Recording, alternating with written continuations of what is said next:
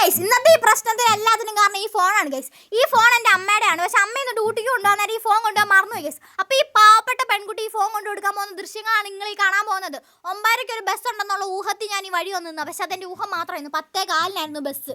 ഈ ചെടിയുടെ ഇല മണത്ത് കഴിഞ്ഞ് കഴിഞ്ഞാൽ ക്യാൻസർ വരത്തില്ലെന്ന് എന്നോട് ഒരു കൂട്ടുകാരി പറഞ്ഞായിരുന്നു. സോ ഞാൻ അതും മണത്ത് കുറേ നേരം ഇരുന്നു ഗൈസ്. അങ്ങോട്ട് ഒത്തിരി ബസ് പോകുന്നുണ്ടെങ്കിലും അങ്ങോട്ട് പോയ ഒറ്റ ബസ് തിരിച്ചു വരുന്നില്ലായിരുന്നു. പിന്നെ അമ്മയുടെ ഫോണിൽ റീൽ കാണാമെന്ന് വിചാരിച്ചപ്പോൾ ഇതായിരുന്നു അതിൻ്റെ അവസ്ഥ. ഞാൻ ഇനി ഒന്ന് പച്ച പിടിച്ചിട്ട് വേണം എന്തെങ്കിലും മേടിച്ചു കൊടുക്കാൻ. ഇനി ആ ഒരുങ്ങിയതൊക്കെ എനിക്ക് ഭയങ്കരമായിട്ട് ഇഷ്ടപ്പെട്ടത്. നല്ല സുന്ദരിയായിട്ടില്ലേ? അത് കഴിഞ്ഞിട്ട് കുറച്ച് മുമ്പ് നമ്മൾ കണ്ട ബസ്സില്ലേ, അത് തിരിച്ച് വന്നിട്ടാണ് ഗൈസ് ഞാൻ തിരിച്ച് പോകുന്നത്. എന്നിട്ട് നമ്മൾ സ്റ്റാൻഡിൽ വന്നിറങ്ങി. ഞാൻ എപ്പോഴും ഹോസ്പിറ്റലിലോട്ട് പോകുന്ന ഈ ഭൂഗർഭാവയെ കൂടിയാണ് ഗൈസ്. ഇതിൻ്റെ അകത്ത് ചെന്ന് കഴിഞ്ഞാൽ ഞാൻ ഇതിൻ്റെ അടി കുറേ നേരം സ്റ്റക്കായി നിൽക്കും. കാരണം ഇതിൻ്റെ അടി നല്ല തണുപ്പാണ്. പിന്നെ അവിടെ ചെന്ന് കഴിഞ്ഞിട്ട് അമ്മയെ വിളിച്ച് നോക്കുവാണ്. അമ്മയുടെ കൂട്ടുകാരിയുടെ ഫോണോട് ഞാൻ ഇങ്ങോട്ട് വരണമെന്ന്. ആദ്യം എന്നോട് പറഞ്ഞു ഇങ്ങോട്ട് വരാനായിട്ട്. അവിടെ നിന്ന് കുറച്ച് നേരം കഴിഞ്ഞപ്പോഴത്തേനും എന്നോട് പറയുകയാണ് ഇതല്ല ഇതിൻ്റെ മണ്ടയിലോട്ട് വരാനായിട്ട്. പിന്നെ ഞാൻ ആ മണ്ട ചെന്ന് കഴിഞ്ഞപ്പോൾ പിന്നെ എന്നോട് പറയുകയാണ് പിന്നെ താഴോട്ട് വരാനായിട്ട്. എനിക്കാണ് ആ ഫോൺ എറിഞ്ഞ് പൊട്ടിച്ചാൽ കൊള്ളാമെന്നുണ്ടായിരുന്നു. പിന്നെ ഞാൻ ഇവിടെ വരെ വന്നാല എന്ന് ഓർത്തിട്ട് ഞാൻ പൊട്ടിക്കാനൊന്നും പോയില്ല. പിന്നെ അമ്മ ജോലി ചെയ്യുന്ന കാർഡിയോളജിയിലാണ്. ഞാൻ എൻ്റെ ഫ്രണ്ടിൽ വന്ന് കുറേ നേരം പോസ്റ്റ് അടിച്ചിരുന്നു ഗൈസ്. കുറേ നേരം കഴിഞ്ഞ് കഴിഞ്ഞപ്പോഴത്തേനും അമ്മ ഇറങ്ങി വന്നു കഴിഞ്ഞിട്ട് എന്നെ ഒരു പട്ടി മൈൻഡില്ലായിരുന്നു ഗൈസ്. എനിക്ക് അവിടെ നിന്ന് കഴിഞ്ഞാൽ ഉറക്കം കരഞ്ഞാൽ കൊള്ളാമെന്നുണ്ടായിരുന്നു. പക്ഷെ ഞാൻ കരയാൻ പോയില്ല. പിന്നെ കുറേ നേരം പോസ്റ്റ് അടിച്ച് കഴിഞ്ഞപ്പോഴത്തേനും ഞാൻ പറഞ്ഞു ഞാൻ പോകാമെന്ന് പറഞ്ഞപ്പോഴത്തേനും എനിക്ക് 30 രൂപ തരാമോ ജ്യൂസ് മേടിക്കാനായിട്ടാന്ന് പറഞ്ഞപ്പോഴത്തേനും എൻ്റെ അമ്മ പറയും ചൂടൊക്കെ അല്ലേ ഈ 300 രൂപയുടെ കുട പിടിച്ചോളാം സ്നേഹമുള്ള വെള്ളം.